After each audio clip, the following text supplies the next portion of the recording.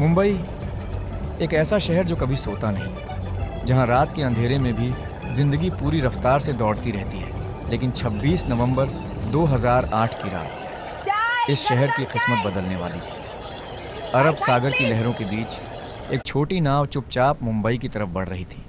उस नाव में बैठे लोग सिर्फ इंसान नहीं थे, वे मौत लेकर आ रहे थे। रात लगभग 9:20 मुंबई के CST रेलवे स्टेशन पर हजारों लोग मौजूद थे। तभी अचानक गोलियों की आवाज़ पूरे स्टेशन में गूंज उठी। लोग समझ ही नहीं पाए कि आखिर हो क्या रहा है। हर तरफ चीखें थीं, भागते हुए लोग थे और मौत का डर था। एक छोटा बच्चा अमन अपनी माँ का हाथ पकड़कर रो रहा था। लेकिन उस रात कई लोगों की दुनिया हमेशा के लिए टूट चुकी थी। आतंकियों का अगला निशाना था मुंबई का मशहूर ताज होटल। कुछ ही मिनटों में लग्जरी होटल गोलियों, आग और धुएं से भर गया। अंदर फंसे लोग सिर्फ एक उम्मीद से जिंदा थे कि कोई उन्हें बचाने आएगा। उस रात कई आम लोग भी हीरो बन गए थे। होटल मैनेजर राहुल अपनी जान की परवाह किए बिना मेहमानों को बाहर निकालने में लगा था। उसे पता था शायद वो खुद जिंदा ना बच पाए, फिर भी वो रुका नहीं। मुंबई पुलिस ने तुरंत मोर्चा संभाला, लेकिन सामने कोई आम हमलावर नहीं थे। पूरे शहर में दहशत फैल चुकी थी और हर गुजरते मिनट के साथ हालात और ख़तरनाक होते जा रहे थे। ATS चीफ हेमंत करकरे अपनी टीम के साथ आतंकियों को रोकने निकल चुके थे। उनकी आंखों में डर नहीं था, सिर्फ जिम्मेदारी थी, मुंबई को बचाने की जिम्मेदारी। अंधेरी सड़क पर अचानक गोलियों की बौछार शुरू हो गई। कुछ ही पलों में भारत ने अपने सबसे बहादुर अफसरों में से एक को खो दिया। लेकिन लड़ाई अभी ख़त्म नहीं हुई थी।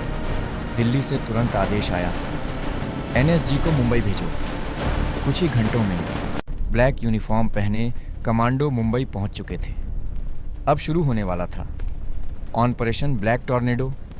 कमांडो अर्जुन और उनकी टीम धीरे धीरे ताज होटल के अंदर बढ़ रही थी। हर कमरा, हर कॉरिडोर खतरे से भरा हुआ था। उन्हें नहीं पता था कि अगली गोली कहां से आने वाली है। NSG कमांडो एक एक कमरे की तलाशी ले रहे थे। कई लोग डरे हुए फर्नीचर के पीछे छिपे थे। कुछ लोग घंटों से मदद का इंतज़ार कर रहे थे और बाहर पूरा भारत टीवी पर यह जंग देख रहा था। नरीमन हाउस में कई लोग बंधक बनाए गए थे। NSG कमांडो हेलीकॉप्टर से बिल्डिंग की छत पर उतरे। हर सेकंड मौत उनके बेहद करीब थी, लेकिन मिशन सिर्फ एक था, बंधकों को सुरक्षित बाहर निकालना।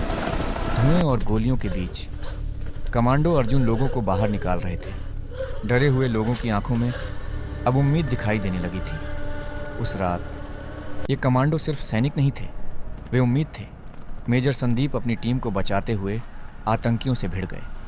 गोलियों की आवाज़ के बीच उनका आखिरी संदेश सुनाई दिया, do not come up, I will handle them. और फिर सब शांत हो गया। भारत ने उस रात अपना एक और हीरो खो दिया। ताज होटल आग की लपटों में घिर चुका था। पूरी दुनिया टीवी पर मुंबई को जलते हुए देख रही थी, लेकिन अंदर NSG कमांडो अभी भी लड़ रहे थे। करीब 60 घंटे बाद आखिरी मुकाबला शुरू हुआ। गोलियों की गूंज, धुएं से भरा हॉल और आमने सामने थे भारत के कमांडो और आखिरी आतंकी। कुछ ही पलों बाद सब खत्म हो गया। ऑपरेशन ब्लैक टॉर्नेडो सफल हो चुका था।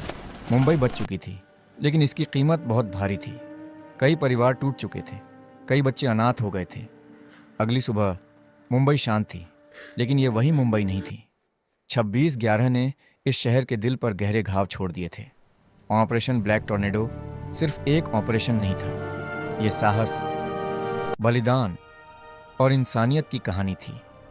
उन हीरोज़ की कहानी जो जानते थे कि शायद वो वापस ना लौटें, फिर भी आगे बढ़े।